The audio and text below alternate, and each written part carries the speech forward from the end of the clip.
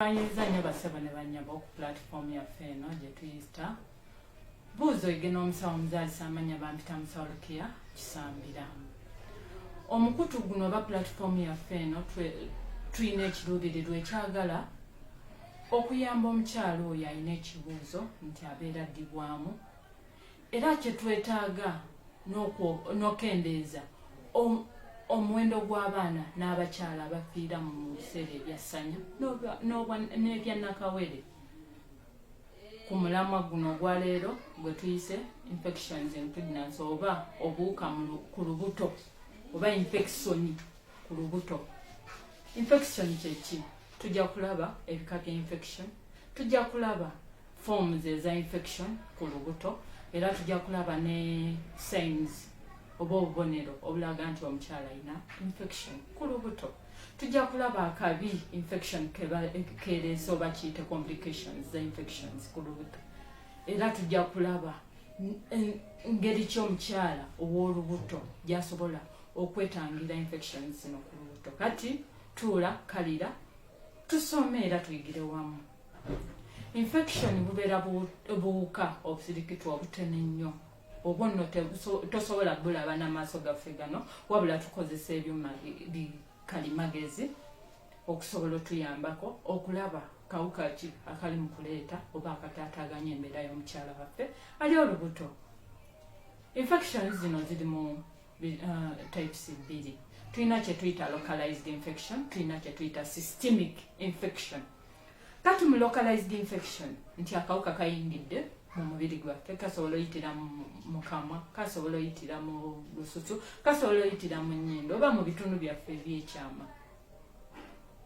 Akawuka kano we kayingira katuuka mu kifo kimu ne kakula. We kakula ne katandika okwekubyamu okuzaala. Kati we kazaala kasobola okuleeta ekirwadde mu kitundu ekyo kituyita localized infection. Kati tuyina kye tuyita systemic infection nti akawuka kayingidde mu mubiri gwaffe era nga kakozesa emiwaatwa giri omumwama ennyindo n'ebirala. We kayingira mu mubiri gwo kajja kukula keekubyemu oba keekubiseemu namba ewere. Kajja kubuna omubiri nga kayambibwako omusaayi oba sisitimu y'ensanjabavu kye tuyita systemic infection nti omubiri gwonna owulira gukuluma buli wamu teweefiiringa towulira bulungi, yeyo systemic infection. Obuwuka buno tusobola okubirabanga viruses oba viremia n'ogenda omusawo n'agamba olina viremia oba viral infection. Waliwo akawuka ke tuyita bacteria oba bacteremia oba bacterial infection. Tuyina akawuka ke tuyita fungi oba fungal infection. Waliwo ne bu parasite oba parasitic infection. Yabaffe obuwuka buno we bubeera buyingira omubiri bukozesa miwaatwa ki okuyingira omubiri. Waliwo obuwuka obuyingira nga buyita mu kamwa oba okozesezza emmere enkyafu, onywedde amazzi agatali mayonjo naddala ng'oli ku lubuto, ng'oli lubuto kuba gwe mulamu oguliko. Omukyala gwe yafunye akawuka ako nga kayita mu kamwa ojja kusesema, ojja sindikirirwa emmeeme, ojja lumizibwa mu lubuto, ojja kwesiba nga tosobola genda ki mu toileeti, ojja funa n'ebisiwa bye tuyita hemorrhoids nga biva constipation. Tulina obuwuka obuyingira mu mubiri gwaffe naye nga buyitira mu nnyindo. Wano n'omuntu ajja feesafeesa oba ajja funa olusenyiga, ajja kolola, ajja funa olusujjasujja, ajja kuwulira ng'aziira, ekifuba kizitowa, wassa embirizi zino, eggumba lino ligwamu kye tuyita chest drawing. Era ojja kugenda mu ddwaliro okukebera nga omukka gwe tuyita oxygen guwakendedde guli wansi. then tulina obuwuka omwatwa guli omulala nti buyita mu bitundu ebyekyama. Wano n'oluusi omukyala akozesa za toilets ez'olukale, bitoilets ebyo ebikyafu, nga toilet asoose ogikozesa ayina ekirwadde, naawe n'ogenda n'ositama awantu awo wennyini, ojja funa infections ezo. Era omukyala ono ow'olubuto ajja kulumizibwa mu ndira, ajja kuwulira ng'omugongo gumuluma, ajja fulumya amazzi amakyafu, fane discharge, era ajja kuwulira ng'asiibwa, alumizibwa, oluusi abamu bavaamu n'omusaayi, abamu bavaamu n'olusu olubi. Awo kitegeeza nti infection yayitidde awo. Tujja kulaba tulina omwatu omulala nti obuwuka obuyingira mu mubiri buyita ku lususu, kuba tumanyi olususu luno lulina obutulituli obwo nga bwo buyingira direct mu mubiri. Esobola okuyitira awo, oba oluusi wobeera n'ekiwundu nga si kikavaring, nga si kiyonjo, obuwuka buyingirira awo. Oluusi cannulas zino zetuteekamu zisobola okubeera nga eyinza okubeera engeri emu infections bwe ziyingira mu mubiri. Era omubiri gujja kuzimba, wajja kusiiwa, wajja kuluma n'ebirala. Tulina obuwuka bwe tuyita normal flora nti Mukama yatutonda nga tulina obuwuka obulungi bwe tuyita normal flora nga bukuuma ebitundu ebitali bimu mu mubiri. Kasita kakutanda akawuka kano olw'embeera yonna ne kava mu kitundu ekyo ne kadda mu kitundu ekirala, kajja kuzaala, naye enkola yaako ejja kukyuka, nti kajja kubeera katabbu nnyo era kaleete ki? Infections. Yabaffe kabi ki infections kereeta ku lubuto? Infections zino ku mwana olubuto lujja kuvaamu. Tujja kulaba omwana nga takula bulungi, intrauterine fetal retardation. Omwana ajja kuzaalibwa nga teyeetuuse, kiyite premature delivery, n'ebizibu era ebigwa mu kikubeere kuba si kyangu okujjanjaba omwana premature olw'ebizibu ebimuliko ebiyitirivu. Omwana asobola okufiira mu lubuto, kye tuyita intrauterine fetal death. Yinza okubeera stillbirth, macerated, nti yafiiramu dda n'atandika ovunda, oba abaddeyo akafa olwa infection.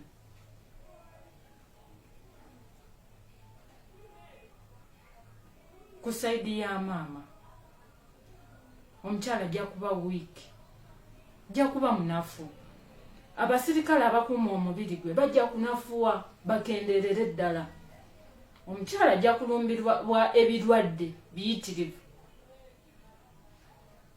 kuba abasirikale be bakendedde, kiwa omwaganya n'ebirwadde ebirala okuyingirawo mu mubiri gwe.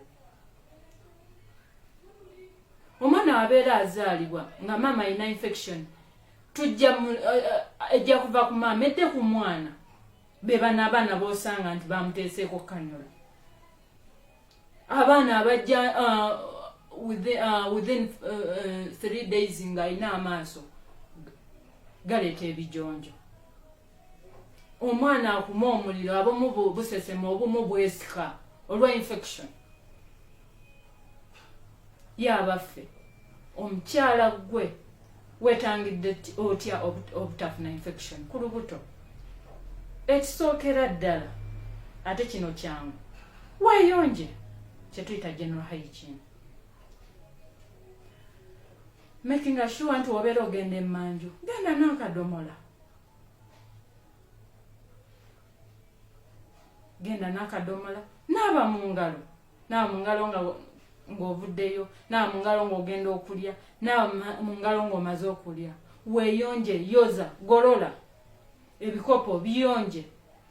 Ekyokubiri, omukyala yenna ateeka okukozesa ebintu bino wammanga: amata, magi, nyama, muzigo. Bifumbeko ku temperature eyo esobola okutta akawuka kano ak'obulaba akali mu mataaga gatali pasteurized.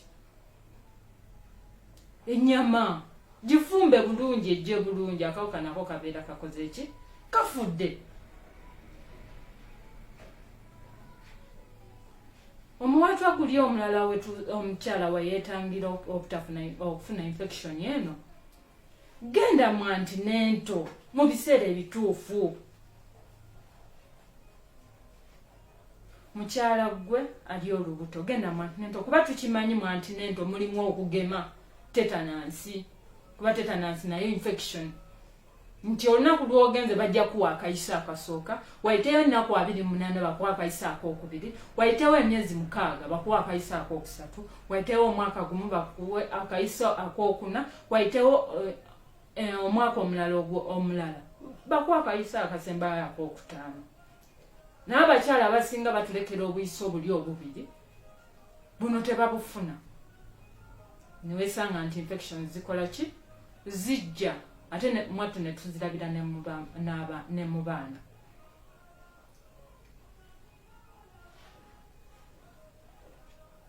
Omukyala still mu antenatal. Mu antenatal tugaba kye tuyita treated mosquito net, era kino kiri routine. Omukyala ali olubuto siraba nsonga lwaki tosula mu katimba ka nsiri.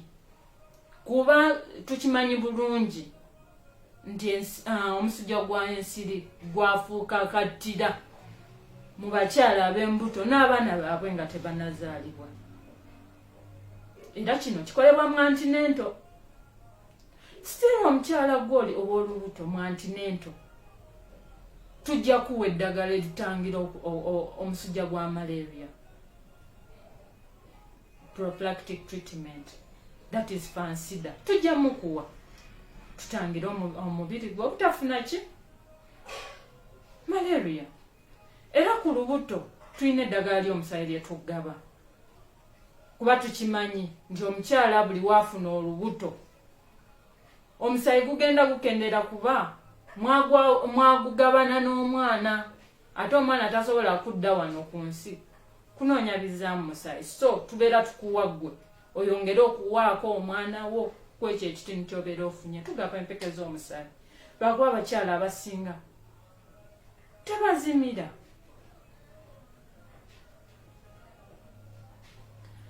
Still mu antenatal tugaba eddagala ery'ebiwuka eritta enjoka ez'omu lubuto. Kale omukyala yenna okwetangira infections zino, genda mu antenatal funa bakuwa ebiweka by'ebiwuka, bakuwa fansida, bakuwa eddagala ly'omusaayi. Still mu antenatal tukebera, tulina kye tuyita test and treat. Tukebera endwadde zino wammanga. Kawuka ka siriimu tukakebera. Era we tukusanga nako tukuteeka ku treatment oba ku bujjanjabi ne tukubudaabuda bulungi. Tukebera omusujja gw'ensiri, tukebera kabootongo, tukebera hepatitis B. Era ne twekebejja ekipimo ky'omusaayi gwo mu mubiri gwo kye tuyita HB estimation. Era ne wano mu antenatal still tukola kye tuyita blood grouping and cross matching.